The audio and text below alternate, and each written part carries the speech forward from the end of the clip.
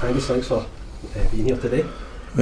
What I wanted to talk to you about was you directed a film 2 years ago, Macbeth Unhinged. Aye. Obviously you've had quite a long career, and I'm just wondering why that film and why at that time? Well, I'd wanted to do it for a long time. There was an actor called Stacey Keach. I worked with him on Blackbeard, and one day he turned around and he went, "Have you played Macbeth?" And I said, "No." And he said, "You should." And I was like, well, Stacey Keach tells me that I really should do it, because you need a lot of encouragement to do these things. And then I wrote several scripts of it. I adapted it, and it just wasn't working, and I couldn't get it made. And eventually I was working in Virginia, and I was doing a TV show, and I had a lot of time on my hands because it was a group thing. And I was sort of climbing the walls, and I decided that if it went a second season, I would definitely do something the next year. And so I figured out a way to make a film for as cheap as possible, which was basically set it inside a stretch limousine.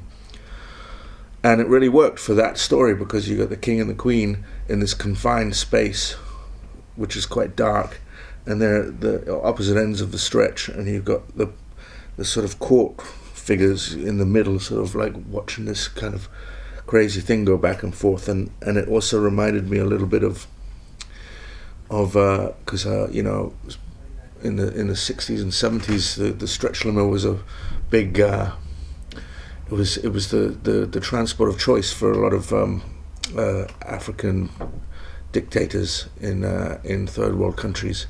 And so I had that image in there as well, because it's a sort of a very primal kind of thing. So basically I made a film with the students at the university there on weekends, using the crew and of this thing, and borrowed the camera, which was a 35mm, made a film for under $100,000 in 12 days. And it was a good experience for everyone. Was it just an itch that you wanted to scratch with the directing, or was that just through kind of happenstance that you needed a director and if you could do that? Or no, I wanted to do it. You wanted to do it. You wanted to direct as well, is that? Yeah. And now I don't think I want to ever do it again. That was what I was just about to ask. Is there anything else in the future? It's a lot of work. Yeah, the first there and the last to leave, and then it doesn't stop once you finish the film. It goes on for years afterwards. The editing process, getting the sound, it's just a nightmare. Yeah. Making a movie, it just goes on it takes you. As an actor, you can just walk away and forget about it and move on. Do your job and that's it. Yeah. So one and done as far as directing. I mean, it's that thing of you've really got to love the material. Yeah. Otherwise, just don't bother. It's too much work. Yeah. Excellent. Thanks. Angus, what got you into acting? Because you had quite possibly one of the most interesting childhoods, where you were brought up all over the place, from the Philippines to France to Africa. How much of that made an impact on the career that you wanted to do? Well, I mean, I think quite a lot, because I was a kid who moved around, because my dad was in World Health, so every 2 years we would move. And so that sort of life of the transient, it's like a circus, really, going from job to job with a new family all the time. And it very much always feels like you're part of a circus troupe moving around. So that element I just really like, as opposed to sitting doing the job for year in year out with the same people, which is also why I find doing TV shows quite difficult, because even 5 years is too long. You end up hating people, Well, one of the TV shows that I used to love watching, Californication. Oh yeah. How did you find that, working with David Duchovny? Because his character in that TV show is basically playing himself. Was he playing himself? Yeah, I guess it turned out he was, wasn't he? Because he was a sex addict. It all came out in the end, didn't it? Yeah. Well, he didn't really know it. You know, he keeps very much to himself. But yeah, I mean, you just show up and you do your job, so you don't really get to know.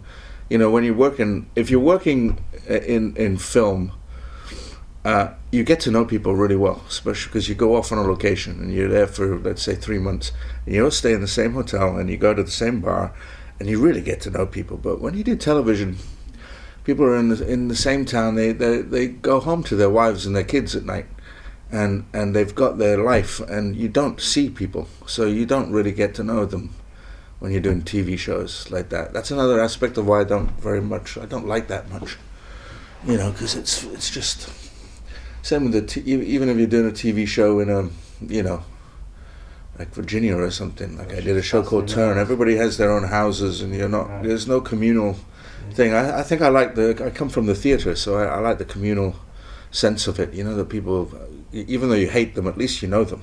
You know, and it's like a family. You know, you can't. You've got to. Still, but it's family. From being in a beloved film Braveheart. To being in a Saw franchise, obviously two completely different things. Yeah. When you got off the Saw role, what was your first thought? Because it's obviously a bit of a brutal film. Yeah, I'm not a big fan of the Saw films, and in fact, after doing one, I wanted to get out because I just didn't enjoy exactly that. You go to set and you're just surrounded by bits of body, and you know they're all fake and everything, but it's just blood and guts and gore, and one day they're pouring gunk all over you, and the next day there's pigs falling on top of you, and you know you're supposed to sort of, you know, do this sort of fear acting, and it's just really difficult to keep dredging up fake negativity and trying to live in that world for 5 weeks, and it's all lit, and at night you never see the daylight, and you know often you're shooting at night because, you know, if you're doing exteriors, so it's a certain type of world which, you know, I've never done one since, so I'm trying to stay away from it. As a true Scotsman, born in Glasgow, Lanarkshire, was you a bit nervous of Mel Gibson making this Scottish film, knowing how proud Scottish people are? Was there any, like, were you a bit fearful that, hang on, he's going to do something that... Well, it was considered that he was doing the cheesy Hollywood, because there were two films being made. There was Rob Roy and Braveheart, and they were both made the same summer in Scotland, practically on the same hillside. And the Rob Roy was considered the superior version. They had the superior script. Everybody thought so in town. And the other one just looked like a bunch of Hollywood bollocks. And but you know, he's a very talented filmmaker, and his passion, you know, he wears it on the sleeve, and he's very good with visuals. And he's just a passionate filmmaker. So in the end, you know, he came out on top, I think, with that. The film has lasted, and people still talk about that, and nobody really remembers the other film. I don't think I've ever seen the other film, to be honest. Yeah. And it also had a bit, you know, I mean, he was very clever because he didn't cast really very well-known names.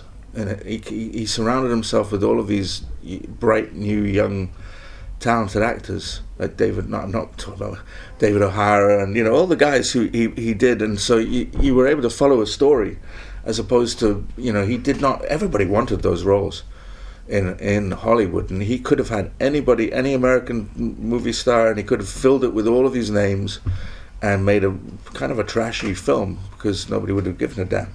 But he was clever enough to know that he had to stay away from that trap.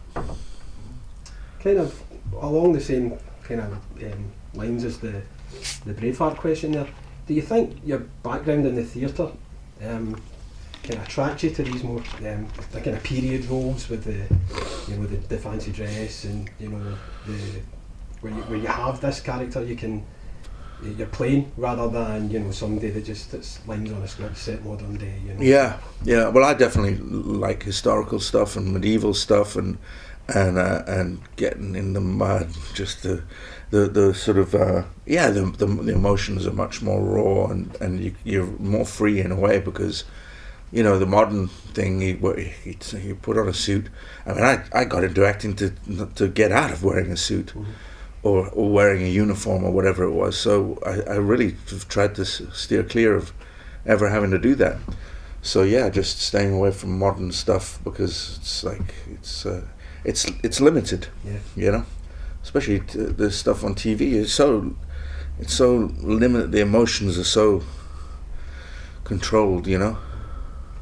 With new films coming out, is it more difficult for like a true thoroughbred theatre actor like yourself to star in some of these films where it's just full of CGI and motion capture and all that? Does it make it more dull doing them kind of films than, say, your proper drama ones? I don't think I've done one yet, so I don't know. Oh no, I did one once with a... Equilibrium? No, we didn't have CGI. I don't remember CGI in that. Was it with Lost City of Z? Well, we didn't have CGI. I remember I did a thing with Kung Fu fighting kangaroos, but that was 22 years ago. And I had to, there was a thing with a tennis ball, and I had to do some acting with a tennis ball. Yeah, and that was weird. Yeah, I was like right at the beginning of all of that stuff. That was very weird. Is there anything that you can tell us about the Robert the Bruce film that's a couple of years? Well, that we finally got it made. Yeah. Oh, it's been made. We wrapped it in January. Excellent. Yeah, we shot it. It took wrote it in 2006. Couldn't get it made till 2018. I think partly we could because there's the Outlaw King, which was getting made. So where there's one, you can always have two because it opens the door. So that was I'd like to thank Netflix, and so we got to make it last November. We shot for 8-9 weeks, partly in Scotland, and we're probably going to try and bring it out in next summer. Maybe open it in Edinburgh. We're hoping, yeah. Festival, perhaps. Yeah. Excellent. Yeah. Any future project?